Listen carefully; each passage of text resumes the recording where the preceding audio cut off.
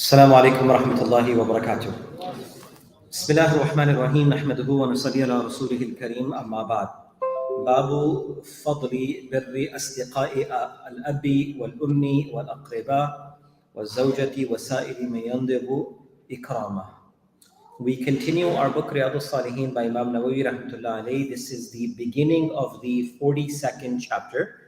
The previous two chapters that we talked about, which were 40 and 41, one spoke about the importance and the rights of parents and blood relatives. Chapter 41 spoke about the prohibition and harms of breaking our blood ties and relationships. And this is the beginning of the 42nd chapter, and it is with regards to excellence in doing good towards the friends of the parents and other relatives. So if someone's parents are no more, what sort of relationship should a person keep with one's parents, friends, those who are connected towards the parents? We'll go through two hadith. First hadith is small. Inshallah, second, I'll just get it directly to the English of it because it's a longer Arabic text. So the first hadith is one Ibn Umar radiyallahu anhuma anna Nabiya sallallahu alayhi wa sallam قال إن أبر البر أن يصل الرجل ود أبيه أو كما قال عليه الصلاة والسلام رواه مسلم. The hadith is reported by Abdullah ibn Umar radiyallahu anhu, who reports and he mentions that the Prophet sallallahu alayhi wa sallam said, Inna abarra al-birri. Bir in Arabic means something righteous. And then the emphasis on inna abarra al-birri, the greatest of the greatest deeds, or the best of the best deeds. So in words, Rasulullah says, the finest acts of all goodness is that a person should treat kindly the loved ones of one's father. This is the hadith Rasulullah to treat those who are the loved ones of their parents, and this particular hadith mentions your father, to treat those individuals with kindness. This is amongst the greatest of the deeds. The finest of the actions of goodness is to treat people with kindness, those individuals that had muhabba and love with one's father. There's a second hadith, which is a little longer hadith, and I'm going to go directly to the English text of it.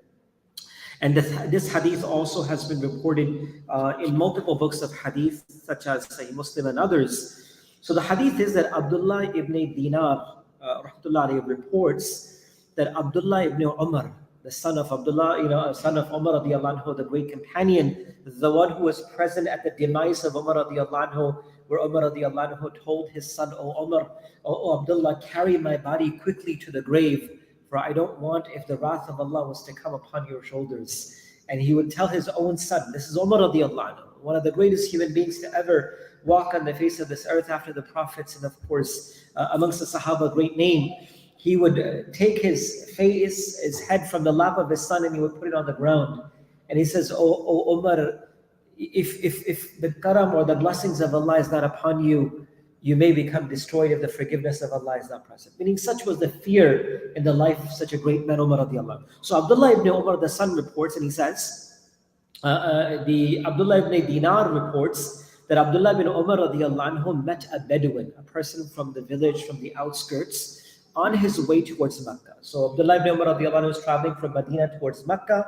In his travel, in his route, he meets a Bedouin. In a longer hadith, it is mentioned that because of the safar and travel, Umar radiallahu anhu would keep two rides. He would keep a camel and he would keep a donkey. And the camel he would ride, and once he would become tired, or when people would become tired, then he would switch the ride, because the ride of a camel is difficult for a long time. Then he would take upon the donkey, and then he would ride on it, and then he would switch back, or sometimes he would walk. So Abdullah ibn Umar radiallahu anhu was on his donkey while he met a Bedouin on his way, and he greeted him. And subhanAllah, Umar radiallahu anhu offered him to mount this donkey, and which he was riding.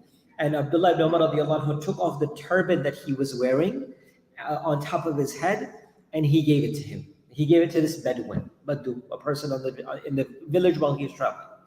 So Abdullah ibn Dinar rahmatullah alayhi said that the people who were around him, they said, "May Allah make you pious," from amongst the dua. "May Allah give you khair, may Allah give you barakah." This is a dua. So they used this particular word, and they said, "Oh Abdullah ibn Umar, may Allah give you, may Allah make you pious and increase for you." That Bedouin could have been satisfied with something much lesser than what you gave him. You gave him your entire ride. You gave him your turban, meaning you could have given him something much lesser than this, and he would have been so content. And upon this, Abdullah ibn Umar radiallahu anhu said that the father of this man that I just met was one of the closest friends of my father. And Umar radiallahu anhu loved him very dearly, meaning his father was my father's best friend. And he said, I heard, Abdullah ibn Umar radiallahu anhu said, I heard Rasulullah sallallahu alaihi wasallam saying that the finest act of goodness is the good treatment of someone whose father one has loved. Meaning those that your parents had loved or had a good connection with them, to keep those connections with them. So of course this hadith teaches us that after, and for those whose parents are alive, may Allah give them life of barakah and blessing and afiyat and khair. And for those whose parents are no more with them, then one should try their best that those people who are the closest to their parents, such as their relatives and their friends and their family, to keep a good connection with them, keep in touch with them, to provide for them. And of course, beside all of that, showing compassion towards them and your relatives. And one should not forget those who were close to our parents when they were alive, even after the demise or going the way of the parents. And this is amongst the greatest of the actions or the best of the deeds that one can perform. May Allah give us tawfiq and ability to understand and practice. Subhanallah wa bihamdihi, subhanakallah wa bihamdik, nashhadu an la ilaha illa